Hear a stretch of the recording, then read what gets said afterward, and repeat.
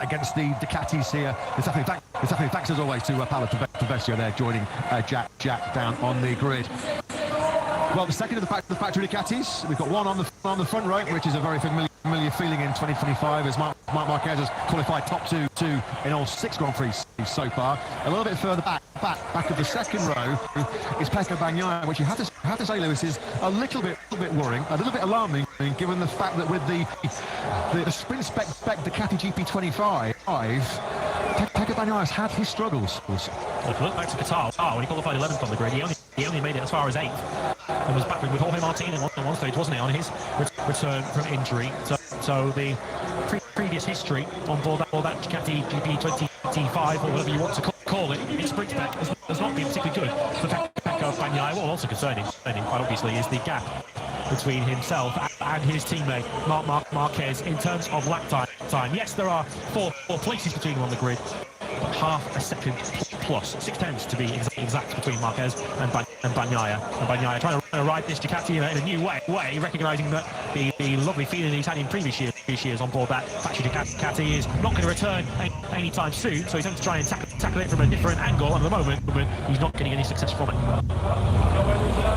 So our drone hovers above what's already a very tense grid here in Le Mans, as the atmosphere builds up to 3 p.m. local time. Will be lights out for Tissot sprint number 6 of 2025. I've already mentioned Ralph Fernandez, who has had his critics, it's fair to say, so far in 2025. Well, he's had a positive post-race test on the Monday in Arrest, sort of has given him a bit of hope, a lot more confidence on that pre-RSGP.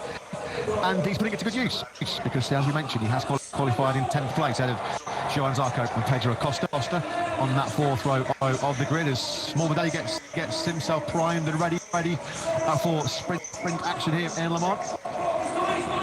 Just a few minutes away now from the start of the warm-up lap, and the crowd are getting warmed up. You can hear them in the background as the circuit announcer here whips them into a frenzy. They don't need any whipping up into a frenzy. Qualifying certainly did the job for them in that respect, and they will be roaring. Fabio Quartararo on in that long drag race, round turns 1 and 2, and up to Dunlop again. Bezzecchi still has not found himself qualifying higher than the 3rd row of the grid so far on the factory Aprilia, but this is his best qualifying of 2020-25 to date.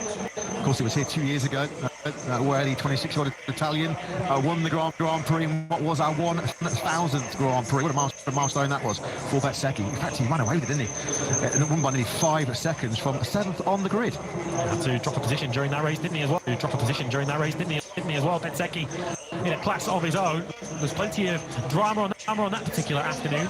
It's going to take something even more dramatic to bring Bezzecchi into contention in this afternoon, although he and Aprilia generally go better in race trim than they do in qualifying. If that continues, then Bezzecchi might be in his way towards the top 6. Is this going to be another early battle between Quartararo and Marc Marquez, as it was in Jerez 2 weeks ago? Quartararo really did tough it out, didn't he, on the brakes on that factory Yamaha. I'm much shorter to run to the first corner in Jerez than it is here in Le Mans. This gives an indication of just how long that run is to the first corner, as we rode briefly on board the BMW safety car. To underline the point that Jack Appleyard was making when he spoke to Gino Borsoi, generally, of course, the start devices, they disengage when you grab the brake hard for the first corner, but of course you need to get around the long and fast turn 1 and turn 2 before you even get to the big braking zone of Dunlop. So that will be a question in the rider's minds in terms of what kind of configuration of bike they leave the grid with. And as we saw this morning with the eagle-eyed Bradley Smith, for a few rides going through that turn 1, the rear rider device wasn't disengaging. Alex Marquez then protecting a 1-point lead in the MotoGP World Championship ahead of this sprint. Marc Marquez qualified top 2 in all 6 so far this season. Fabio Quartararo fans, and what a moment it was for Fabio Quartararo and the factory Yamaha team in Q2 this morning, as the 26-year-old made it back-to-back pole positions on that rapidly improving YZR M1. There is some stiff and fierce competition alongside him and behind him.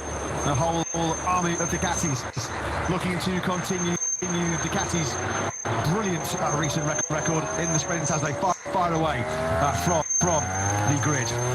can Fabio Quartararo take his career first sprint victory? He has only ever had one sprint podium. That came all the way back at Assen in 2023, and that was a bit of a present because he got it because Brad Binder, of course, was bumped off the podium for a last lap track limits infringement. This is sprint number 45. So the fact that Fabio Quartararo's only had one sprint podium shows just how tough life has been on Saturday afternoons over the last couple of years for the Frenchman. That is all in the past. All he's doing now is looking forward and looking forward to nobody behind him on the grid in this French Grand Prix. Just here tonight, what a shot that is. The helicopter over this 4.19 kilometre Bugatti circuit. It really is one of our blue ribbon events, one of our classic Grand Prix venues. In the last 2 years, 2023 and 2024, we have had record weekend crowds. I have to say, it looks like we might be on course to smash the record once again. This is how the land lies in Le Mans in terms of the championship. It's Alex Marquez, 140 points. He's already collected from the opening 5 Grand Prix. What start to the season it has been for the 29-year-old Spaniard. Of course, victorious for the first time in the MotoGP Grand Prix in Jerez last time out. He is oozing confidence. On the front row then is the series leader for Gresini Racing.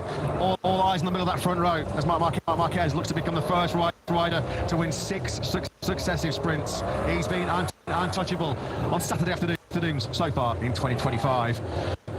But a ginormous home crowd is full of anticipation. They are ready to see if their hero, the rider that they idolise, can capitalise on his 18th MotoGP pole position and bank his first ever sprint victory. So under the Le Mans sunshine, we're ready for action. It's lights out, and we're racing in the sprint here in Le Mans. Fabio Quartararo so far, but he's at least been banking the points. He'll be scoring none of them today. Front end goes on the way into the left hand hander of turn 3. And done much chicane, and Bagnaia is going to lose. Big ground in the World Championship here this afternoon. He's already 20 points behind Alex Marquez. That is only going to grow today. He's doing that in the sprint here as well. Last year, he's got his head in his hands. He knows when he's up against fierce opposition.